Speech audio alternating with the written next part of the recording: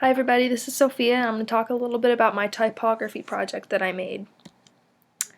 So typography is the art of arranging words and letters. When I first started out I thought that I would make something where you have some words and it goes around a picture, something like this. You can see all the words throughout there and it kind of makes a picture. But as I moved along I decided I would change up my results a little bit, so here's my project plan. Week 1, I wanted to watch some tutorials and try to figure out what to do. Week 2, watching more tutorials and kind of experimenting with stuff. Week 3, working on the project, and 4, finishing up my project. So adjustments to my plan. At first I was going to make just one typography thing, but I ended up making a couple of them because they ended up going quicker than I expected and didn't take the whole 4 weeks to make just one. I had to work outside of class a lot because I would miss class for different sports and activities and stuff, so I think if I would change anything I would gauge my time better. So here's the results, what I made. So I'll start off with some failures that I made. I learned that you have to make sure that your tutorials that you watch are actually for the right version of Photoshop, and the first couple I did weren't actually for CS6, so I got to some steps that I just could not do, so I had to stop in the middle. This is one that looked pretty cool in the end, but I wasn't able to get the product that I wanted, so yeah. And then this one didn't turn out so good at all, but it would have looked cool if I had the right version. Here's some of the better ones that I made. So I started off with a light bulb, and then I don't know if you can see that's supposed to say light in the middle there, so I added the words and some extra glow and stuff. Yeah, the word light is a bit hard to read, so I think if I would change anything I would go through and redo that, make it a little less bright so you could see the word better. This is my second one that I made that I really liked. I like the amount of detail that's in there.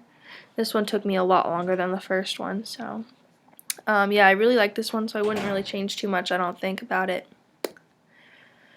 After I was done with those two, I still had a couple days, so I thought I'd start on another one, but I didn't actually finish it yet because it's a ton longer than all the other ones.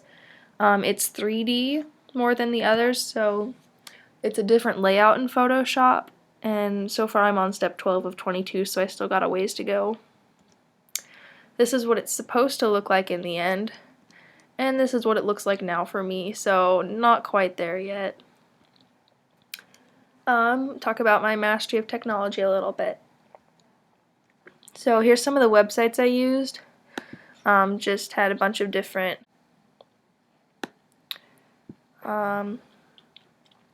this one I liked. It had a bunch of different just tutorials that you could use. Some cool stuff. There was a lot of them, like, yeah, so that was a good tutorial I could go through and just work on different ones and see which ones I liked best.